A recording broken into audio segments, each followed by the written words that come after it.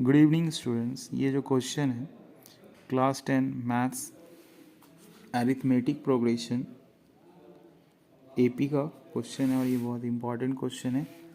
Question में क्या लिखा हुआ है, find a and b so that the numbers a 7 b and 23 are in AP.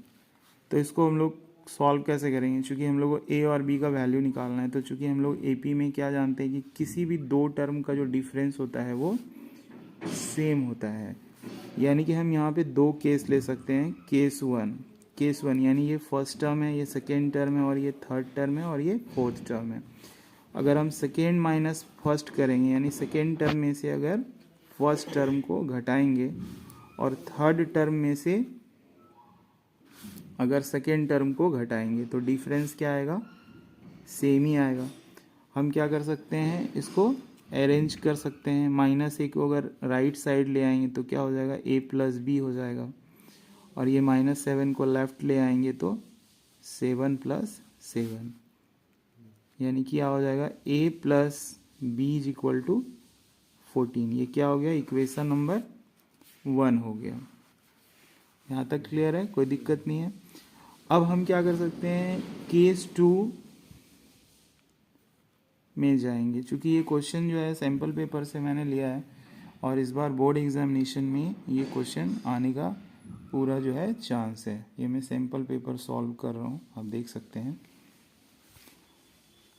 तो केस 2 में हम जब जाएंगे तो मैंने पहले केसेस में क्या किया था, सेकेंड माइनस फर्स्ट किया और थर्ड माइनस सेकेंड, यानी कि केस 2 में जो हम करेंगे तो थर्ड माइनस सेकेंड लेंगे, यानी कि b -7 और fourth term minus third term ले लेंगे।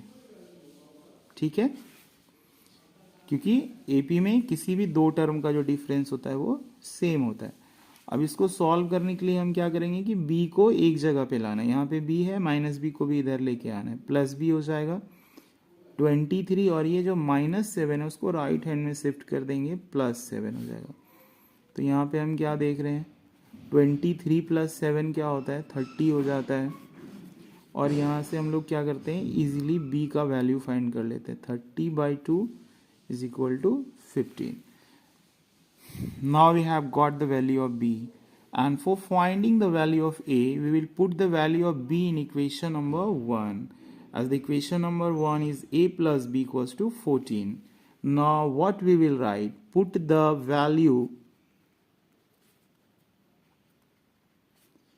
of b in equation number 1. What is the equation number 1? A plus b equals to 14. Now put the value of b equals to 15 here. A plus 15 equals to 14. Then what you will get? A equals to 14 minus 15, that equals to -1. Hence the final value a equals to -1 and b equals to 15. This is the final answer.